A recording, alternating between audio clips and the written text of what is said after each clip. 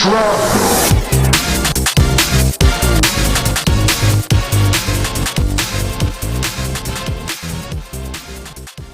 Wagwan, everyone, and welcome to Film Shrapnel, your one-stop spot for everything movies. My name's Tobias. And my name is unfortunately Craig. Why is it unfortunate, Craig? It's always unfortunate with you.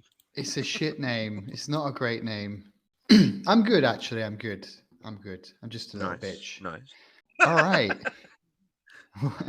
Let's say what we're doing today. Good. Yeah. Yeah. What are we doing, Craig? You're sort of the man in charge today. I'm reading things today. You are. So what we're going to do is basically me and Tobias have been talking about films that were never made or films that were never released. And we got thinking, like, what could there be, really? And I found an article. Who's it by? I might as well give him a shout. By Eliza Siegel I'm not sure how you pronounce that. From Big ups to Eliza Siegel of KSLA News 12, wherever the hell that is. Is in LA? Big I don't know. ups. And she made an article called The 10 Greatest Movies Never Made. And we thought we'd have a read through and kind of try to imagine what these films could have been like. And yeah. Although I don't know what to expect on this list. I know a couple of movies that might pop up, but I don't know what you've got in front of you right now, do I? To be honest, I don't really know what I've got in front of me either. I mean, I've got a list. I can see even directors' better. names and random titles, but I know nothing about these films. Brilliant! Even better. Yeah, I'm so excited.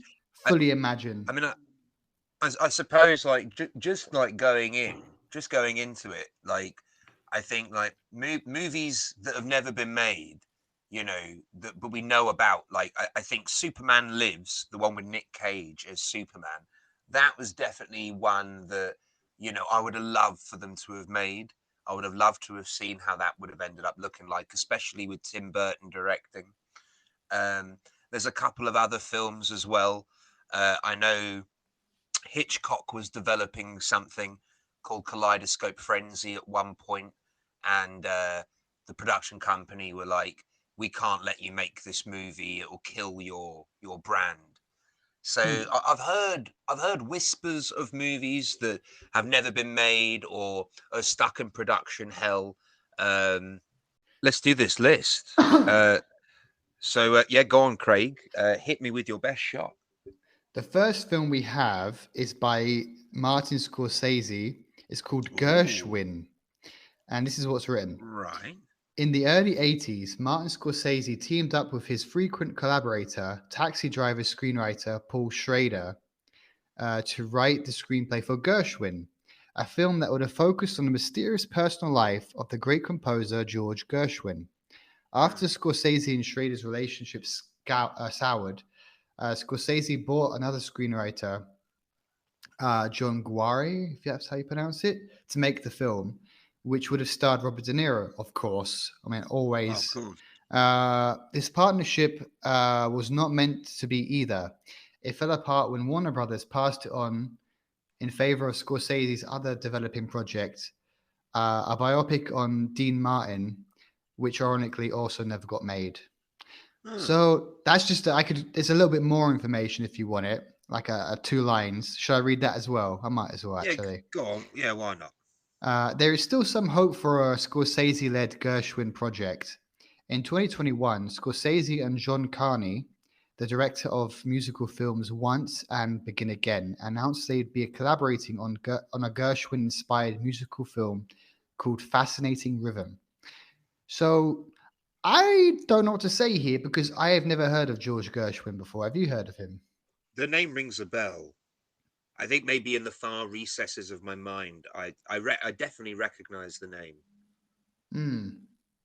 I mean, yeah, it sounds like it'd make an interesting film, but it also sounds like we may still get it.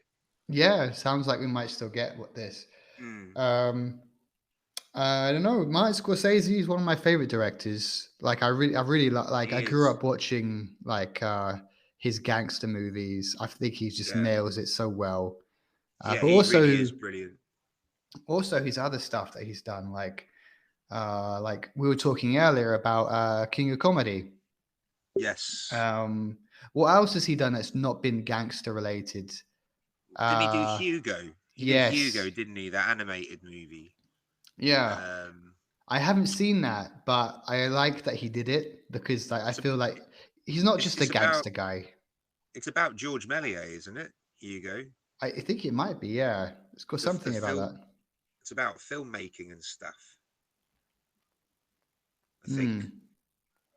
Uh, can't think of what else. I mean, he did The Departed.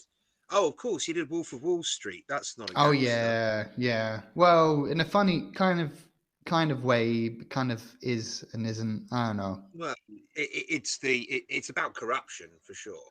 Yeah, Yeah. No, I like Wolf of Wall Street. I like Scorsese. I mean, you know what? It sounds like we might get this film sooner rather than later. Anyway. yeah. Um. How old is Martin Scorsese now? Oh God. I mean, He's got to be about he's 80. he's got to be. Yeah. Sure. Maybe older. Hmm. Um. It's just interesting, isn't it? Like maybe once he does make his Gershwin movie, we could look back to see, like, try and figure out what it would have looked like if he could have made it way back when he had the initial idea, with De Hmm. Niro in the lead role and his like frequent collaborator writing the script. Um, it probably would have been a bit more in tone with Taxi Driver. Yeah. When I think about all these films that get held back for many years and have many new collaborators, and one leaves, another one comes, and this changes, and ownership changes, and then the priorities change. I always think of when they tried to reboot Jurassic Park for Jurassic World or whatever, and Yeah, like all the crazy ideas they went through and how they changed it so much. Like, did you hear that there yeah, was well, even one point where they were thinking of giving them guns and stuff? It's like, yeah. what the fuck? I I heard that they were going to give the dinosaurs guns and be part robot and they could talk. Yeah. It's And fucking so ridiculous. I even isn't it find just? I still struggle with the idea that they made these kind of like mutant dinosaurs in the Do you know first what? place. Yeah, I'm not really keen on that, but I suppose it does fit with Jurassic Park. Um, but I will say, wouldn't don't you think it would be really good if you asked me to reboot Jurassic Park? What I would do is I would do it about, like, you go on that ride at Universal Studios, but all the animatronic dinosaurs like become sentient, and then it's everyone trapped at a theme park with So dinosaurs. basically, you would do Jurassic Westworld. I'd do Jurassic Westworld or Jurassic Hills Cop 3. What what are those? Pick one of those. Yeah, I'd do that. I do Five Nights at Freddy's but with dinosaurs. Yeah. That All would right. I'd watch the shit out of that. I'd love that. Let's move on Uh, to the sh- next one. yeah, go for it. Go for it. Because we got still 9 to get through, and I'm not sure all of them will know what to say. Okay, that's Um, fine. That's fine. so next one is Spike Lee's "Save Us, Joe Louis." Uh, Okay. so Spike Lee acquired the rights to the life story of heavyweight champion Joe Louis in the year 2000. Shortly after he lost his shot to direct a Muhammad Ali biopic, to Michael Mann. At the Ooh. time, Lee's interest in making a film focused on Lewis was seen as part of getting revenge on Warner Brothers for going a different director for Ali's story. Wait, Uh, so you hang on, are you telling me that the Will Smith Ali movie could have been directed by Spike Lee? yes, looks Oh my like it. god, I think that that would would have been have been better. amazing. Yeah, I would have I preferred mean, Spike Lee to have directed that. I do like the movie. It's a good movie, and I think Will Smith is great in it. Uh, but could you imagine if Spike Lee directed that? That would have been amazing. I think it would have been much stronger. That'd been very Yeah, cool. And Spike Lee, by the way, does seem like someone who would be very bitter about something like that as well. So I'm not too surprised that he'd be pissed. yeah. Um, Passive aggressively making another boxing movie just to spite. yeah, Yeah, I like that. I like yeah, Spike Lee as well. I think he'd do that justice. yeah. There's a bit more information here. Yeah, go on. Lee co-wrote the movie with Bud Schulberg, the writer behind the novel "What Makes Sammy Run," and the screenplay for "On the Waterfront." According to Oh, he Lee, wrote On the Waterfront. yeah, this guy Bud Schulberg, if that's how you That's a pronounce good it. movie. That's really good. According to Lee, Arnold Schwarzenegger was in talks to play the part of Max Schimling, is that how you say it? Joe Lewis's rival. After the project fell apart due to lack of financial backing, another producing duo bought the exclusive rights to the Joe Lewis story in 2014, but they never ended up producing a film either. As of 2021, which I guess is why when this article was written, which is what I'm referencing it twice now. Lee was still vowing to make Save Us Joe Lewis, saying that he had made a promise to Spielberg before the guy died in 2009 to turn the project into reality. Oof, I don't know about that one, because if he doesn't have the rights to make it anymore, and some other guys now have it, he could stay in like limbo for many more years before something happens. Yeah, we might not Uh, see that one. yeah. But it looks like Spike Lee clearly wants to make it. And sometimes that's all it takes in Hollywood. Just someone with fame and, a following turn around and go, I want to do this, can sometimes just make it happen. I suppose Ryan Reynolds and Deadpool is a prime example. Mm. Um, I think even Keanu Reeves, he floated once that he'd love to play Ghost Rider, and now it's all people can talk about. I'd still love that though. Yeah. It would just be amazing as well if they made it back in the day and had Arnold Schwarzenegger. But hold on, what I year mean, would that have what? been? No, yeah, I was going to say what year, because like I thought you were saying it was in the 2000s, and if that's the case, Schwarzenegger would have been, he'd be in the twilight of his life at that point. You say, but he's still alive. No, but I know what you mean. Yeah. I mean, but A bit old, I think, at that point. yeah, I'm also thinking about like Jackie Chan back in that period as well. It felt like they're both past their physically best Hmm. abilities, but You still um can't get a kick out of watching them kick ass, though. yeah, and they're gonna make a fucking ton of money for you if you put them in a film.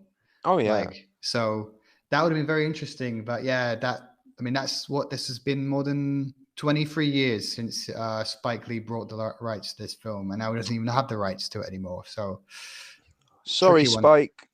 Sorry, mate. Sorry. Unlucky. Better luck next time. He does make good films, though, but I suppose after the remake of Old Boy, he's not going to work much anymore. Yeah, I didn't watch that. I Well, heard it wasn't very good. it's not very good, but in all fairness, he actually did do very good films after that. Mm. He did one recently that were like really good. I forget what it were called now. But yeah, Spike Lee is a quality little director. It's just, yeah, I've sort of fallen out of flavor with him since the remake of Old Boy. Didn't need to be remade, in my opinion. No, not at all. Not at all. Waste of time. Yeah. Should we move on to the next one? Yes. So number 3 is Catherine Bigelow. Bigelow, she was the ex-wife of Oh, Cameron. What's his name? James Oh, Cameron. yeah. They used to be married, right? Am I correct? I think so, yeah. I think so. Anyway, sorry. Catherine Yeah. Bigelow's Company of Angels.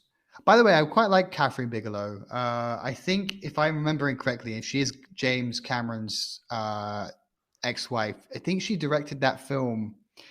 I think it's got Jeremy Renner in it, where he's a bomb disposal expert. Have you Yeah, seen this? she did Hurt Locker, yeah, it's really good. Yeah, that's a very good film. I really thought that was shot really, really well. It's Uh, amazing. I love yeah. Hurt Locker. One of the better, I seem to remember at the time being quite unsatisfied with movies at the time.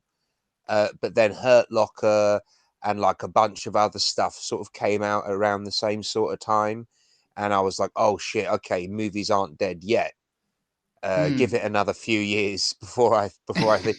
And, and then every now and again, some good movies come out where I'm like, oh, okay, cinema isn't dead yet. But then, like, there'll be a spell where the only things that come out are, you know, the Avengers or fucking Super Mario or Dungeons and Dragons. You're talking about now. This I'm talking about now, yeah. Like, there's nothing coming out. There's nothing coming out at the minute that I'll go and watch them because they're fun, but like they're not amazing. I won't lie though, the new Super Mario Brothers movie is actually way better than I thought it would be. I really enjoyed it.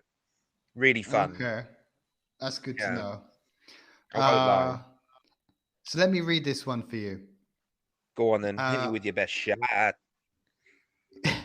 Company of Angels was supposed to be a Joan of Arc epic in Catherine Bigelow's signature action-packed style, developed in conjunction with Mm. Jay Cox, a regular Scorsese collaborator.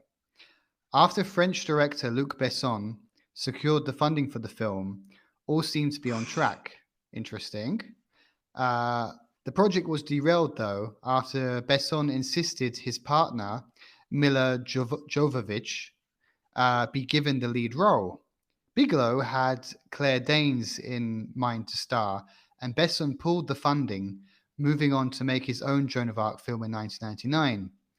Bigelow sued Besson for breach of contract after he allegedly stole parts of her script to use in his movie.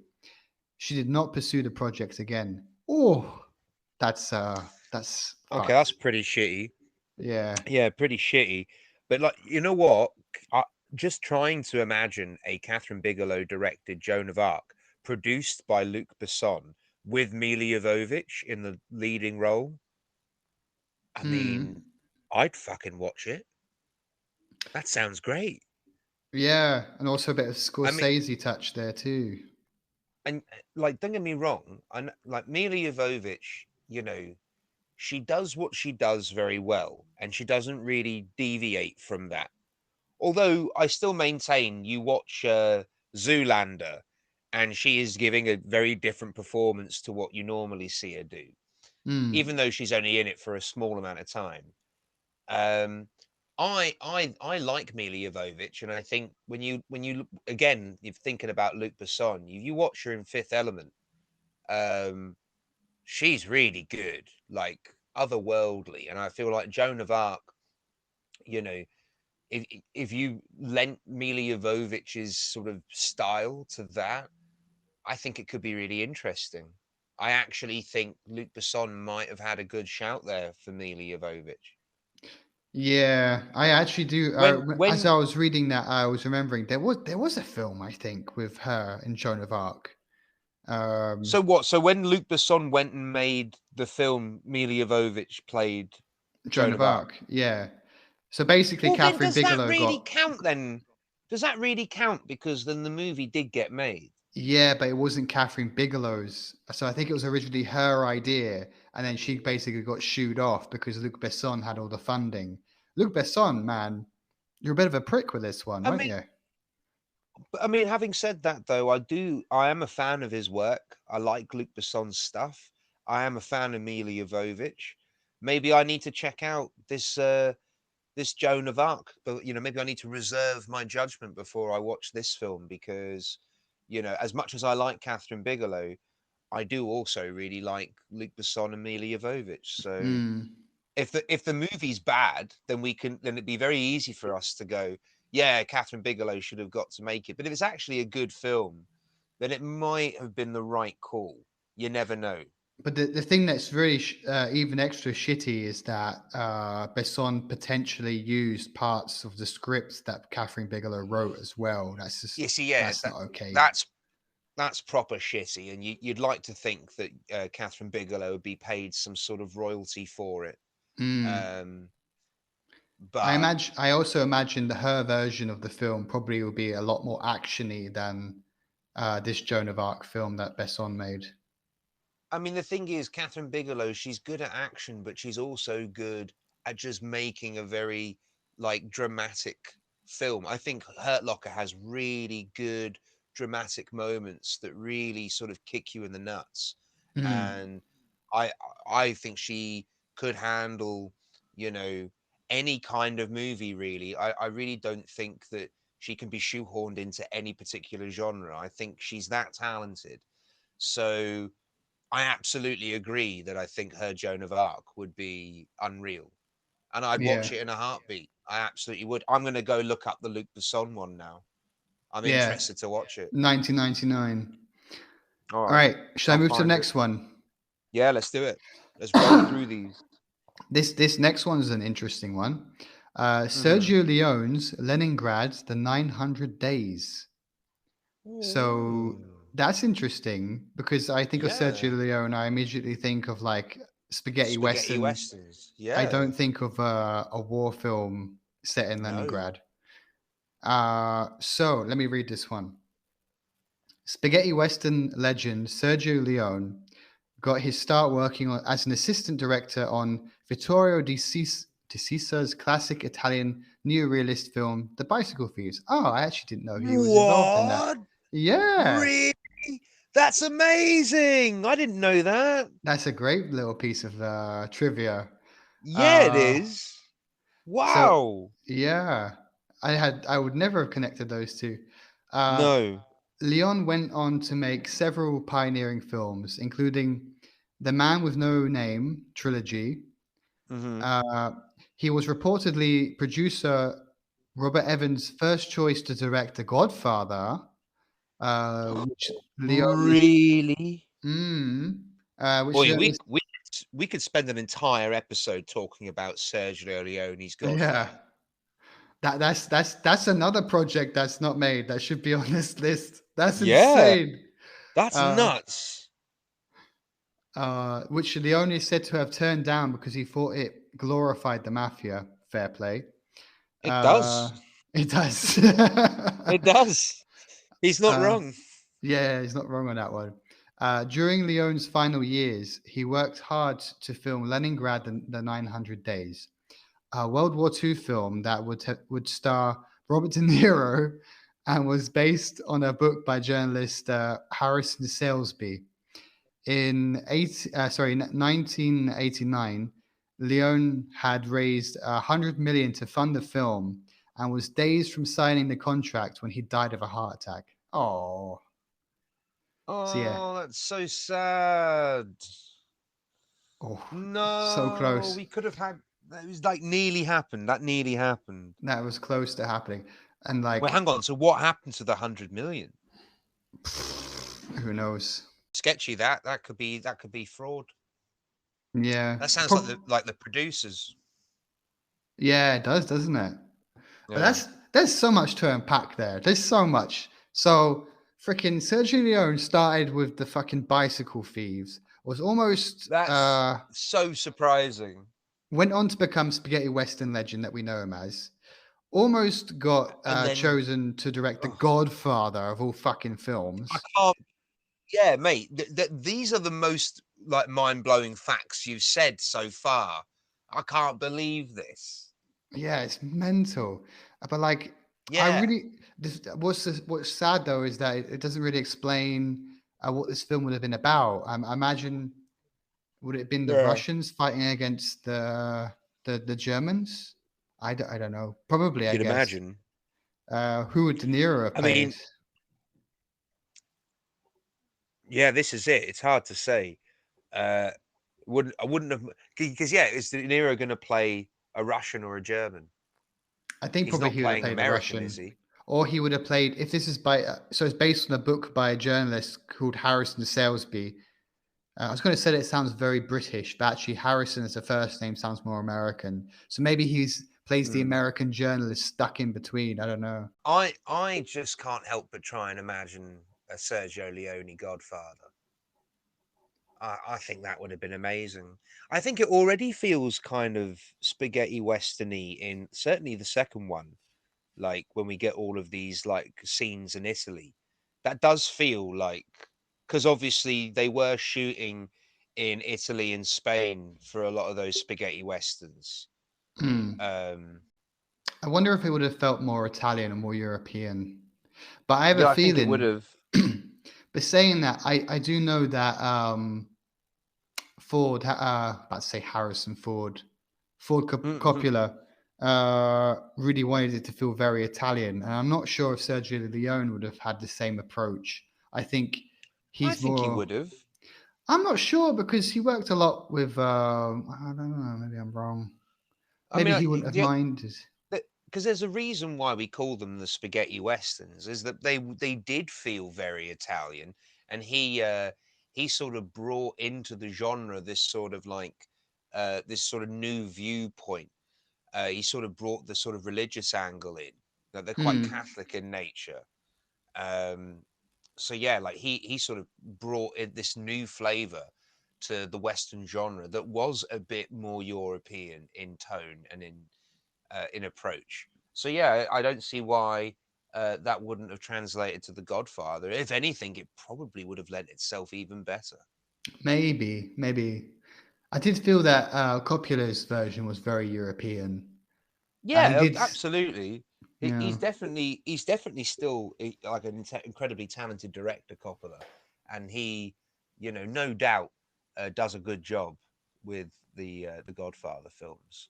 But yeah, I Yeah. can't help but imagine like how different it would be with Sergio. Maybe it wouldn't be that different. Maybe if they changed the ending so the bad guys got caught in the end, he might have liked it. But I think that Mm, because everything is, by the end of it, Michael is on top of everything, I guess Leon was like, nah, it's not okay. You can't put the bad guy as the winner at the mm, end. yeah. Anyway, shall we move on to the next one? Let's do it. This is number What not? 5, and This is it's number one. five. This is So we're one you. halfway through. Yeah, we're about halfway through. This is one you named earlier, actually. This is Alfred Hitchcock's Kaleidoscope. Uh, Kaleidoscope. Yeah. yeah. Yes, I've heard about this. I don't know much about the movie. I just know that I know that elements of his original script ended up in a film called Frenzy or Kaleidoscope Frenzy. Hmm. He basically took elements of the script that the production company were okay with him having, and he made a different film. But his original vision would have been darker, more um, in your face, more challenging to the audience. And the production company just went, you know what? Too This will far. hurt even your brand. Like they were Hmm. like, yeah, you can do no wrong. There are so many things you've done that we've told you you shouldn't do it. You ignored us, and it's only enforced your brand. Like having a toilet flush in Psycho. That the no, as much as you laugh, it's the first example of a toilet flushing in Psycho, and it was one of the biggest reasons why they wanted to censor the film. They were like, "You shouldn't have a flushing toilet. That's disgusting." And it's the first example of it committed to screen. Um, and somehow that's the most controversial thing of Psycho. Um, but yeah, I'm not sure if Kaleidoscope would have been before or after Psycho, but they said to him, if you make this, the Hitchcock brand will die. So I can't imagine how brutal it must have been. Shall I read it for you? Yeah, let's do it. Alfred Hitchcock wanted to follow up the subversive success of Psycho with the Ah, gruesome Kaleidoscope. So yeah, Psycho came first. mm. Probably that just pushed him to go a bit further. He did Psycho, got away with it. Okay, let's see how far we Okay, can push this shit. this time I'm going to film someone taking a shit. There you go. Based on the stories of two infamous British serial killers, Neville Heath and John George Hain. I think that's how you pronounce Hain or Hain. It's got a G in Right. it, so I don't know. The screenplay, which Hitchcock wrote himself, was deemed too disturbing due to its gory and sexual nature, and the MCA/Universal Studios shut down the project. Many of the themes Hitchcock wanted to explore in Kaleidoscope showed up in his later film, Frenzy, like you just said, Yeah. including the link between sexual violence and serial murder. The would-be main character in Kaleidoscope, a closeted gay man turned serial rapist and killer, also made use of the depraved homosexual trope. Oh, so Oh, this is also him exploring uh what he was trying to do with Rope as well then. Have you seen Rope? I haven't seen a rope now. So Rope is a Hitchcock film and Oh, it's been actually, I'm going to interrupt you because I see the word rope slightly in it's in the next sentence. Yeah. Oh no. Let me get it right before you confirm. But yeah, like Rope was like it's this movie where like the subtext of it is it's like it's two killers and they're not allowed, like Hitchcock wasn't allowed to overtly say that they were gay, so he Hmm. used like subtext to sort of imply these two are like in a gay relationship, but like the censors Ah. wouldn't allow him. He wanted to make it like overt, like he wanted it, they're gay, but they wouldn't, he wasn't allowed to do that, so he had to sort of just layer it in there underneath the plot. Okay. What then? The final line of this says Hitchcock employed this in many of his films, including Rebecca and Rope, Oh, and the trope has Rebecca's good. persisted throughout cinema and television history. So, Wait, hang on. So you're saying that the husband in Rebecca's gay? maybe I think I've What? That's seen bits of blowing my Rebecca. mind. Oh, I've seen Rebecca. It's brilliant. It's really good. Um, I also recommend if you've seen Rebecca, watch Rebecca, then go and watch the Mitchell and Webb look version of Rebecca, which is Uh, really funny. I'm starting Uh, to remember it now. Is this where she's like basically being tortured by her husband or something crazy? it's not tortured, but like, so the idea of Rebecca, Rebecca is not in the movie, and so it's about a guy who meets a woman and they fall in love and they get married and he moves her into this house, and when she gets there the whole house is basically a shrine to his previous wife who died, and her name was Rebecca. And all of the staff can't stop talking about how amazing she was and about how shit this new one is. And he Hmm. keeps saying, "No, no, I love you," and da da da da. But then he keeps saying, like, like there's one point where she finds a dress, and the staff say to her, "Oh yeah, yeah, go wear the dress." And she comes downstairs and he loses his shit because it was her dress. He's like, take that thing off. Like it's really brutal. So like, but it's not the husband that's abusing her. It's more the spirit of Rebecca. Like it's not supernatural, but it's like she's not dead. It's like the husband won't let her die, and the staff won't stop talking about her, and it's like her presence is still felt in the house, even though she's been dead. It's really good. It's really, really Oh, good. this is making me really want to watch some Hitchcock films right now. Yeah, no, mate, I highly recommend Rebecca. And Rope's pretty good. It's not his best work, but it's pretty good. All right. Yeah, that's an interesting one. I think, I don't know, if there's a script still around of Kaleidoscope, I think that deserves Ooh. another look at. All right. So, next film? Next film, number 4. Number six, actually. This Oh, one. sorry, I thought we were going from 10 to 1, but we're going 1 Okay. to 10. All right, all Yeah. right. This sounds, I haven't read it yet, but just from the title alone, this heading sounds nuts. Go So on. Guillermo del Toro and Charlie Kaufman's Slaughterhouse 5. And I'm just thinking, okay, Hmm. Del Toro, okay, I understand horror, yeah. But Charlie Kaufman, like, I like him. He's a brilliant screenwriter, but I just don't imagine him writing anything with Del Toro. I would never have connected those two people I before. mean, Like, to be fair though, Del Toro isn't really about horror. He's more yeah. about like like fantasy and fairy tale. I think he's very like Tim Burton. Like you can sort of put them in the same guise. You know, like they've both done pretty gothic stuff, but you'd never go so far as to call it horror, would you? Like Sleepy Well, Hollow's probably the most horror that Tim Burton did, and I wouldn't call it a horror film. I'd call it nah, like it's a gothic gothic. fairy. Yeah. But I think the same can be said with Hellboy and his other stuff. His Pinocchio, I really liked. I really liked his Pinocchio. But I still Charlie Kaufman. Okay. Let me read this one Well, then. yeah, yeah. Charlie Kaufman's. It's a bit surprising. Yeah. So in 2013, uh, Guillermo del Toro. If that's, I'm sorry if I'm butchering these names today. The author behind Pan's I've never Labyrinth. been able to say his name. Well, I know double L is Hmm. Y. but I'm still not sure how you pronounce it. And The Shape of Water was reportedly in talks. Guillermo. Yeah, Guillermo probably. Was reportedly in talks with screenwriter Charlie Kaufman, Internal Sunshine of the Spotless Mind is in brackets there, to adapt Kurt Vonnegart's legendary novel Slaughterhouse-Five. According to Del Toro, he and Kaufman discussed the novel and stumbled across the perfect way of doing the book. But Del Toro expressed some reservations in regards to being able to afford Kaufman, stating Charlie Kaufman is a very expensive writer. uh, in a 2020 I like Del interview, Toro. He's funny. yeah, Kaufman commented that he and Del Toro's discussion hadn't amounted to anything and that he wasn't interested in adapting a novel like that. Kaufman did acknowledge the book may be better suited to as a miniseries rather than a traditional 2-hour film. Well, Interesting.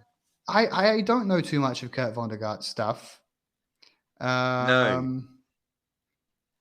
But yeah, that doesn't really sound like anything was going to really happen there. I don't know. I mean, unless they That was suddenly get probably the just motivation. conversations.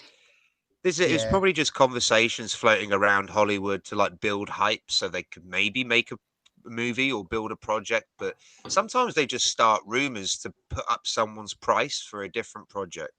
Do you know what I mean? yeah, Like, oh, we've heard that oh, Will Smith, you're going to do The Matrix. Okay, we'll triple your salary for Wild Wild West.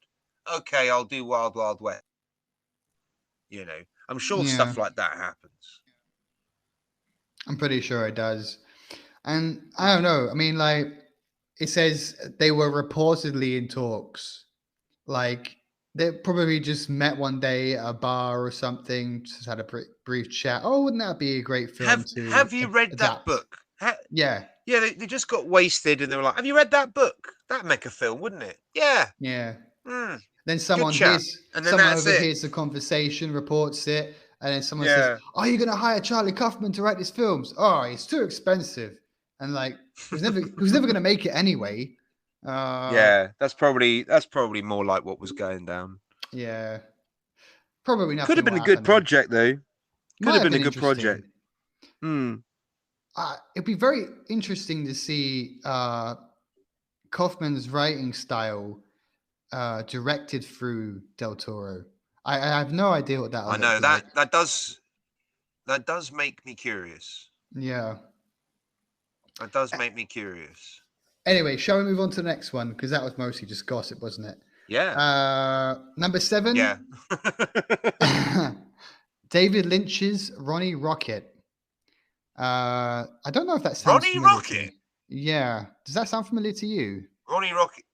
It does not sound familiar to me, but I love David Lynch, and the name Ronnie Rocket definitely doesn't sing David Lynch to me. It sounds like a porn star.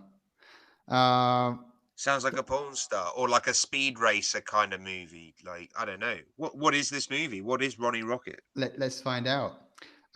From the time David Lynch completed his first film, Eraserhead, I didn't know that was his first film, by the way. I have seen that. It's brilliantly No, weird. I thought his first film was Elephant Man.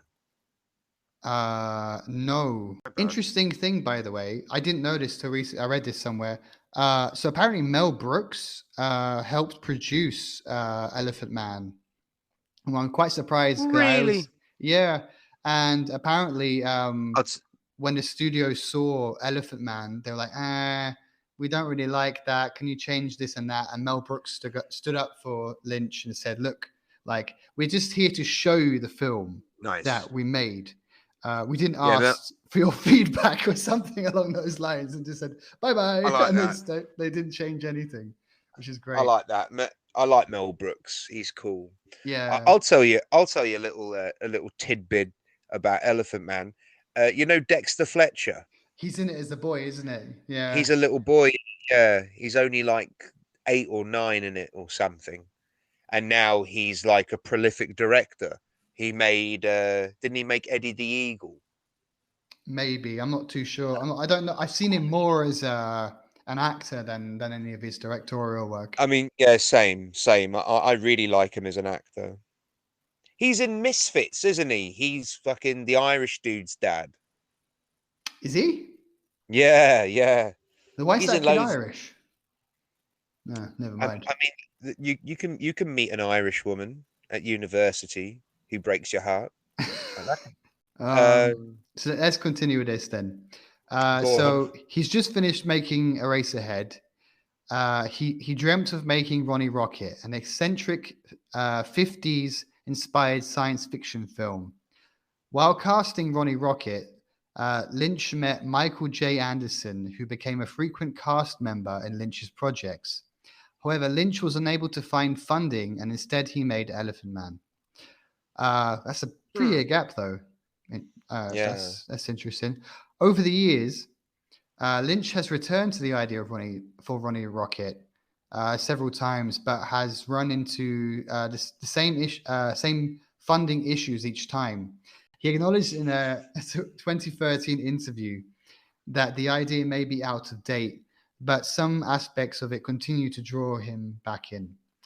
I think he could still make it. I don't really know what it's about, though. It doesn't really give you Yeah. much This is information. it. I want to know what Ronnie Rocket is like. What are we commenting on here? Because David Lynch is so weird. Is it going to be like a weird film? It must be, right? It'll be a weird film. It's not going to be linear. It's not going to be. It's not going to make sense. So Hmm. we just need to know what the story beats would be. Really, that's all you can really do with a David Lynch film. This is what happens. Like it or lump it. Doesn't make sense to you. That's fine. It doesn't make sense to many other people. That's fine. it's a That's what film. he does. It's a film for the critics to talk Mm. about. But like, yeah, I don't know if I agree with Lynch. Maybe I think it could still work. Well, it A 50s depends. We need. inspired science fiction. Uh, didn't Keanu Reeves do The Day the Earth Stood Still? He remade The Day the Earth Stood Still. Another film that didn't have to be remade. Another film that didn't have to be remade, but the original is 1950s, isn't it? Hmm. I think so. Yeah.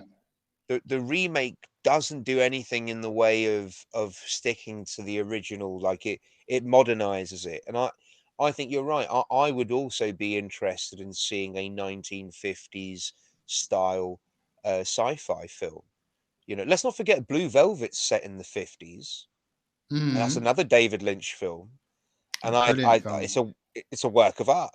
It's a work of art. If it's not set in the 50s, it's certainly inspired by the 50s. It feels so 50s. It's unreal. Um, so yeah, I wouldn't mind that at all. A 1950s sci-fi. I'd be well up for that. David Yeah. Lynch, give it to me. I'm down. I I'd that, just like to know what the story is. I'd like to know what it's about. yeah, that would have been interesting. I have a feeling maybe it was too grand a project that no one wanted to give the money. A bit too big maybe for him. Because when you have someone who's very eccentric, I think I don't know. A lot of them end up Well, working with smaller budgets because you never know whether that I money's gonna mean, go. yeah, I mean, he did do Dune, which was said to be one of the, way too high budget to make, and then he was the one that made it. And Hmm. I don't know, I don't really like his Dune, but I don't hate. I no, actually, no, I tell a lot. I do like his Dune. I think I like his Dune better than the new one. Um, I should give it a watch. I haven't I seen it. don't know actually. It's hard. It's hard to separate them because they're both so different in tone. They feel very different. I'll let you Hard know. to I say. I didn't really like Dune too much, the new one. I kept feeling the whole time watching it. This is just setting up a sequel, setting up a sequel, setting up a And sequel. Like, yeah, that's exactly what it was doing. Yeah, and it just bugs me. Like, just let it be its own film. If it's good, yeah, then we'll see the sequel. Like, fuck off with this. It just exactly. felt, It, I don't it, know. no, I agree. When you're so focused on setting up sequels and stuff, like you can sometimes forget on how to make your film a complete story.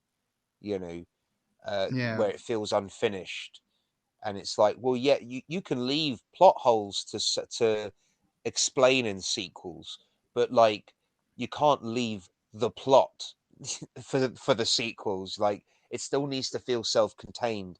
It still needs to Yeah, feel like on its own it can still be watched. Um, that's what's important to me when you make a film, even if you're making sequels. When you take it on its own individually, it should be still perfectly understandable and can stand on its own. completely. Yeah. So let's get to the next one then. Do it. This is an interesting project. Stanley Kubrick's Napoleon. Yes, I knew about this one. Yeah, Yeah, I knew I, about this, that he really wanted to make a Napoleon film. he would have smashed that. I really think he Yeah, could have smashed the shit out of that. Should I I read think this one, I'm or do you pretty want to? sure he may. I think he might have actually named someone to like, because I think he did a lot of work on it, and then I think before he died, he named who he would want to direct it. Although I could be making that up. Maybe we'll see. Let's if we read it, maybe it will reveal itself. Uh, Perhaps one of the most ambitious films imaginable, Stanley Kubrick's Napoleon promised to be an epic film in every sense. Kubrick planned to borrow 40,000 real infantry and 10,000 what is that? Cavalries from the Romanian army to Mm. film the uh, illustrate. Oh my God, why are you doing this to me? Illustrative battle scenes. I didn't say that word correctly at all. He and his team conducted years worth of incredibly detailed historical research on Napoleon and the time period. And he even asked Audrey Hepburn to play the part of Napoleon's wife, Josephine, Ooh. which she declined, by the way. Ah. Interesting. Unsurprisingly, such a film would have required a massive budget, and in 1969, MGM decided it was too risky and shut down the film before production began. Oh, so it was like a Would have been one of his early ones. 69. He was around a bit by then. I Well, think he already did. wasn't 2001 68, yeah?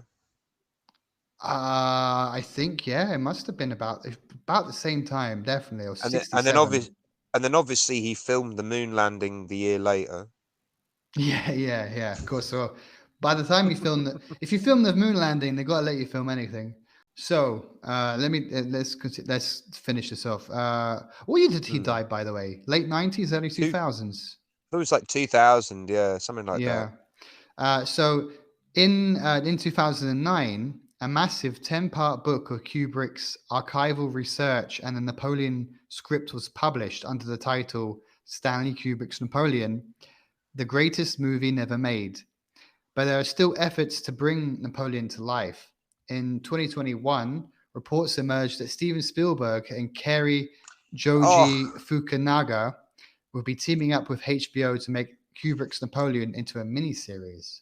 I Oh, was just gonna say, if you're going to do it like with all of his stuff, like what director do you get? It'd have to be Spielberg, wouldn't it?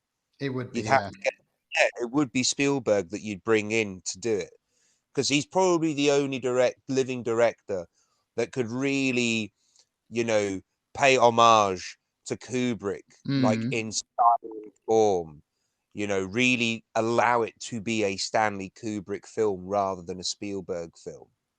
I think yeah. that's what Spielberg would do. He would try and make a Kubrick film.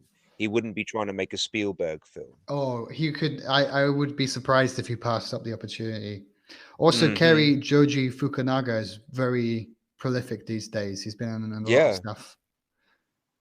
His visual Mm. style is a bit interesting. So yeah, that I think that could happen. I think I, they should I'd really love that. push to make that. I'd love that. That would be great. I'm 100% on board for that. Because let's not forget, Spielberg did finish Eyes Wide Shut after Kubrick died. So we've already had a Kubrick film that was almost finished, and then Spielberg stepped in to complete it. But I have heard that it was pretty much done.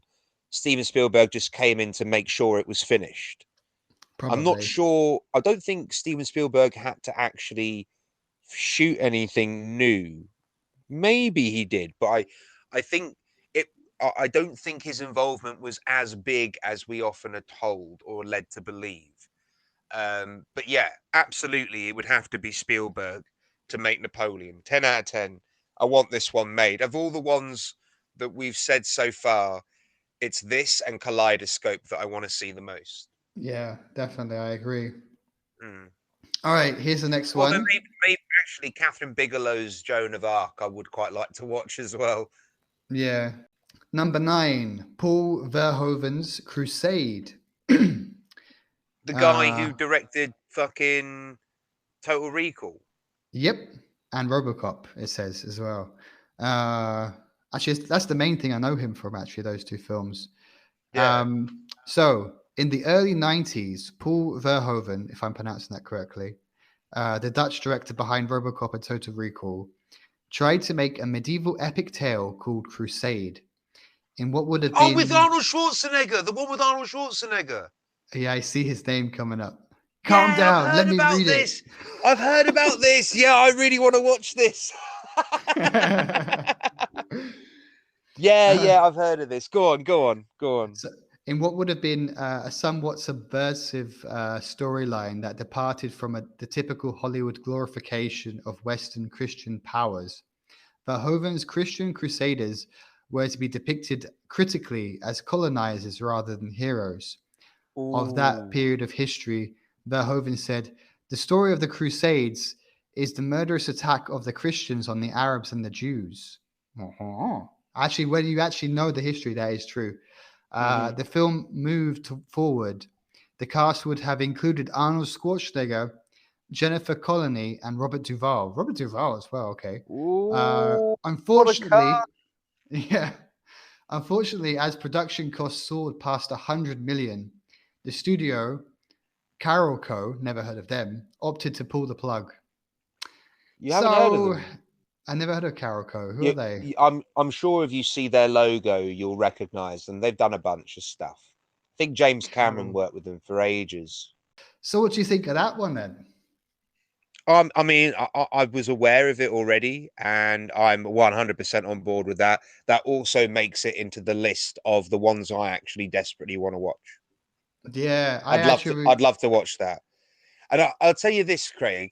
If you watch Last Action Hero, and there's a scene where Arnie is in a trailer for like an action-fueled version of Hamlet, and when you see Schwarzenegger in a medieval setting doing lines from Shakespeare, but then there's explosions going off. Mate, there's a bit he puts a cigar in his mouth and he goes, "To be or not to be."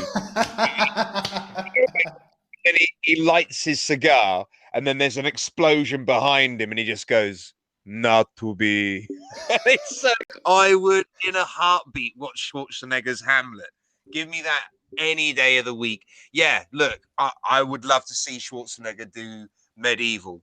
The little bit that we've gotten, I am in love with. So yeah, I'm all on board for the Crusades. All I on think that'd board. have been a very interesting film. That'd been Yeah, very cool. and Verhoeven is a quality like director. It like certainly back then, like I'm guessing this would have been the 90s, early Yeah, 90s. yeah. Yeah. Oh god, you could just imagine how awesome and epic this film would be. I think that at the time, though, I don't know how ready Hollywood would be for that.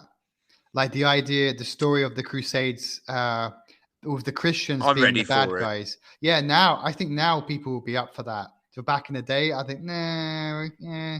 I think they would be more I'm ready for cautious. it. Give Yeah. it to us, Hollywood. We deserve it. We deserve it. Also, With Schwarzenegger as well. I want Schwarzenegger in this motherfucker. you gotta remember as well, because I think sometimes we forget this when we look back at things from the past. 100 million today is not the same as 100 million it was like in the Very true. 90s. Like that would probably be Very true. close to 500 million or something nuts. Like so that would have been a fucking I mean, huge film. I'm not sure how much like it would be after inflation, but yeah, it would be significantly more for sure. Yeah. For sure. But still, that should be made one day. Yeah, I hope so. I'll be down. Maybe Schwarzenegger might be a bit old, but still that's gotta be done. He could play like a king or something. True, true. All right. Should we get on to our final film, number 10? Let's do it, baby. One more. Here we are. Number 10 is Alejandro Jodorowsky's Dune. I don't know if I pronounced Jodorowsky correctly. Jodorowsky, I think is how you pronounce it. But So this is Alejandro. good. So I'm guessing this is going to be the version of Dune that was so fucking expensive that they were like, no, let's give it to David Lynch instead. Oh, there is something about money I see coming up. All right, Uh, go on then. okay. Have you heard of this guy before, Alejandro Not Jodorowsky? not offhand, but I was aware that Dune went through like a bunch of hands before it ended up with David Lynch, and they still weren't even 100% if they wanted to make it, but they Mm, did end up going with Lynch. Um, but yeah, I've heard that Dune has crossed hands at Hollywood like a million and one times. No one really feels like they can do the book justice. yeah. Um, so I'm guessing this falls under that. Yeah. Let me read it for you now. There is much disagreement among film buffs and sci-fi fans about which film adaptation of Dune is the better one. David Lynch's eccentric 1984 version, was it 1984? I thought it was in the 90s. Yeah, Which 84. Lynch confessed to hating. Oh, Yeah, Lynch doesn't or like it. I didn't know that. Or Denis Villeneuve's book, Loyal Book 24. How do you pronounce his name? I don't Denis? know. Because he, by the way, he directed the last Jurassic Park movie as well. I don't know. Denis Villeneuve's Book Loyal You're 2021 adaptation. you're asking me to help you pronounce a name. I haven't got it written down in front of me either. Like I have no idea how you pronounce his name. Actually, I've only ever seen it written down in the past. yeah, I've actually butchered names in this episode. I've really fucked That's some fine. people's names. That's fine. I'm sorry to everyone. But another adaptation, one which was never made, looms almost as large. Alejandro Jodorowsky's 1974 project. So that's 10 years before Lynch's. Hmm. A big enough venture that there is an entire documentary about its ultimately doomed production. Okay, that's interesting. Hmm. Uh, Jodorowsky, famous for his surrealist films, never heard of him, so I can't say, began writing the script in a castle rented for him by a French producer, Michael Sado, and brought on famous comic artist Jean Mobius Girard to create a 3,000 drawing storyboard. Pink Floyd was to provide the music for the film. Whoa. It gets worse. It gets even crazier. And Salvador Dali was brought on to play the part of the emperor at a What? at a whopping cost of 100,000 per hour. Fucking hell. Ultimately, the skyrocketing budget and Jodorowsky's unwillingness to compromise on his desired 10 to 12-hour runtime doomed the film into development hell. What the fuck? Okay, yeah, I have heard about this one. Yeah, I have heard about this one. You saying 10 to 12 hour runtime? I've definitely heard about this one. That's really mad. That's Yeah, really mad. I'd definitely watch a movie with Salvador Dali in it, With Pink Floyd doing the with soundtrack. with Pink Floyd doing the soundtrack. I kind of, it sounds epic in nature. It sounds everything that I want, It would and have it been probably, very weird as well. oh yeah, it would have been very weird. Speaking of Dali, I watched the new Dali movie with Ben Kingsley. It's actually all right. Yeah, I can imagine him playing Dali. I think Mm. that would work. That works really well. If you're interested in Dali and you want to watch it, it's called Dali Land. Go watch it. All right, I'll also check E- that out as well. Ezra Miller plays Dali in the flashback, Oh, which interesting. kind of a good choice. I thought both Ben Kingsley and Ezra Miller good choices for Dali in Hmm. different eras of his life. Yeah, but I really can see that. Yeah, I can really see Ben Kingsley. Ezra Miller. Maybe he's I turning his life around. We'll see. I could really see like an Adrian Brody type doing Dali as well. I'm sure he would have done Dali. That sounds like something he would have done. Yeah, it does. I've got something in my head. Maybe it's because of him working with what's his name, Anderson. But like I've just got an image in my head of him having the Dali moustache. Perhaps he's already done it, or perhaps it's just a Wes Anderson film. That's our list of 10 films. Well, not our That's our list, list. really. We That was didn't a make list I found on the internet and read out loud to you from. I'll also read big out up, the name again. big ups to Eloise. What's her face? Not Eloise. Eliza Siegel, if that's how you pronounce it. Elisa Siegel. Big ups to you. Big ups to Yeah. you. Thanks for the list. You're giving us some extra content to talk about. I think. I mean, look. There's a handful of films there that I would really love to watch. Um, Funny enough, I tell you what, it's not even on the list, but I think Spike Lee doing a Muhammad Ali movie would be amazing. That would have been amazing as well. And Yeah, also, freaking Sergio Leone doing The a freaking Godfather. Godfather. What the hell? Yeah. Oh my God, I would eat that up. So there, there's been a few projects on this list, like bonus projects, I guess, that have ended up being more interesting than the actual things on the list. Some of them. Yeah, I would watch an awful lot of these. I would love to watch an awful lot of these. Yeah, me too. Mm. But still, there's a chance we might see some of them eventually. Who knows? Yeah, what was that early one? One of the first ones you mentioned that we still might get. Uh, Gershwin. That Gershwin, yeah, that's right. that could still happen. Mm. Spike Lee's film. Well, what did we say about it? By the boxer, about the other boxer. Yeah, the boxer. But And he then pro. there was also we also might get Napoleon by Spielberg. Yes. But they still should look into Kaleidoscope and see if that can be done. Definitely. Oh God, yeah. Yeah. Okay, all right. So I think out of all of these, Kaleidoscope is the one I'd want to watch the most. Mm. Uh, but obviously, we've had like Hitchcock's been dead for many a year. So, what director would you like to see direct Kaleidoscope Frenzy? I know what the answer is already, but who would you like to see? I don't know actually. I mean, who do you think captures Hitchcock best these days? Brian De Palma. Oh yeah, because he's pretty much made a career out of copying him, as everyone Yeah. says. All right then. Well, thank you, Craig, for that list. That was really informative. I enjoyed that. We can do And more of these. yeah, well, let's do more of these. Maybe maybe we'll come up with we'll find another list for something else, and we'll do another impromptu unprepared list reading and comment on it. Because yeah, I've enjoyed this.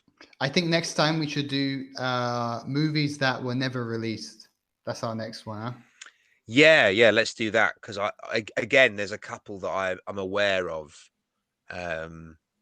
So yeah, I'd be very interested to have that chat too. Definitely. All All right. right. Well, do you want to do the outro today, Craig? Considering it was basically your episode, like all you, man. I just basically read a list. Yeah, okay. Bye, guys. Thanks for listening. We had a lot of fun with this one. A lot of little interesting things we didn't know. So that's always super fun to do. Very interesting. I actually really enjoyed this episode. Yeah, good fun. So yeah, let's hopefully do more of these. Take it easy. Keep listening to us. Where are we? We're on Spotify, Apple, Amazon, Stitcher, what's it called? Castbox. Castbox. There's something else with a similar name that I forgot. Google Podcasts. Google Podcasts, Apple Podcasts. Basically, like most platforms, you can find us. We've spread everywhere like chlamydia. Yeah. And also follow us on Twitter. As Tobias always likes, capital F, capital T, one word. And then capital also T? Oh, yeah, not T. Film Shrapnel. S, sorry. I'm thinking of Twitter. So capital F, capital S. No, capital F, capital S. Yes, I can spell. That's terrible. This is why I do the outro, guys. This is why you do the outro. And also, you can also find us on TikTok, which also begins with T, which is all lowercase, Film Shrapnel. Listen to our little gibberish videos. and keep listening to us. Thank you very much. Oh, Craig, you're amazing. I love you. Yes, aren't I just? Thanks, guys, for listening to us. We are Film Shrapnel, and we'll see you in the next one. See ya. Bye.